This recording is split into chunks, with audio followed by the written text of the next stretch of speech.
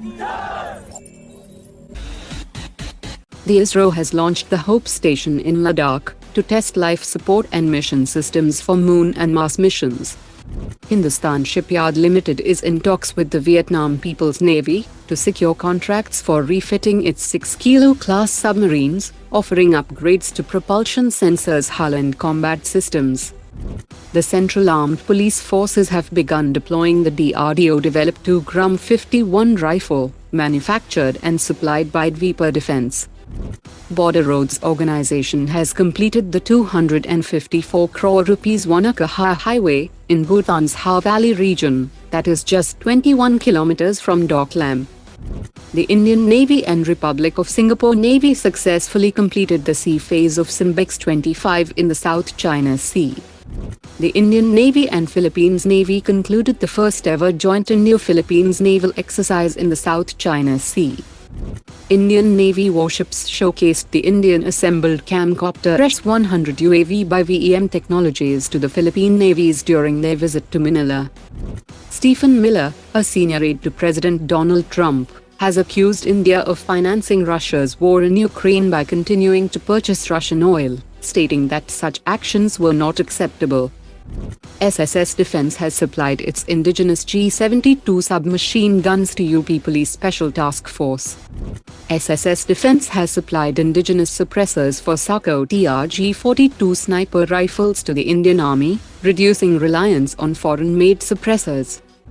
The Philippine Army is exploring the acquisition of India's 45 km range Akash-1S air defense system, after it successfully shot down a Pakistani ballistic missile in May 2025, something the Philippines sees as vital amid growing tensions with China. Indian Air Force's Composite Battle Response and Analysis Group is analyzing the recovered 8 Chinese PL-15 missiles. An early study suggests that some PL-15 missiles failed due to countermeasures deployed by Indian Air Force, and some by its own guidance issues. Many Indian-origin aerospace engineers from General Electric, Pratt & Whitney and Rolls-Royce are ready to return and contribute to India's jet engine programs. However, restrictive entry rules requiring government exams are blocking their inclusion.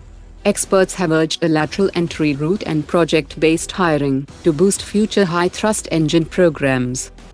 Latest reports indicate that the first Calvary-class submarine that is currently undergoing refit won't get the DRDO-developed AIP system, as it is still not ready, despite being under development since 2014. The DRDO has said that the AIP might be ready by mid-2026 for the second Calvary-class submarine. India's Project-77 nuclear-powered attack submarine will have a 12,000-ton submerged displacement, rivaling U.S. Navy's Virginia-class Block 5. Each SSN will carry at least 40 vertical launch missiles, including BrahMos 2 hypersonic missile, enabling deep strike capability across the Indo-Pacific. Saab India is now actively pitching the next-generation light anti-tank weapon to India, which is a disposable shoulder-launched anti-tank missile system with overflight top attack capability, allowing it to destroy heavily armored main battle tanks from above. It has a range of 800 meters and can hit tanks even if something blocks the view.